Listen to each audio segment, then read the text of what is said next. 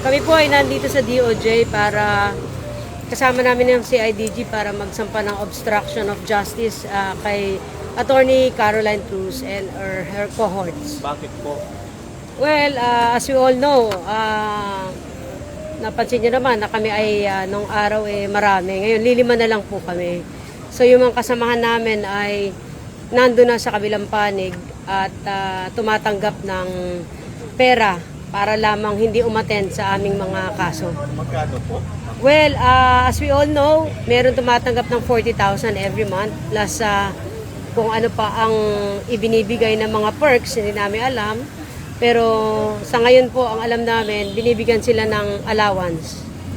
40K ma'am, yung pinakamalaki. Well, yes, 40K yung pinakamalaki kasi yung mga kasamahan namin, na-experience po nila yon. So, may proof kami at saka meron din kami mga ebidensya tungkol dun sa pagtanggap ng pera at sa pagyakag nila dito sa aming mga kasamahan upang mag-join.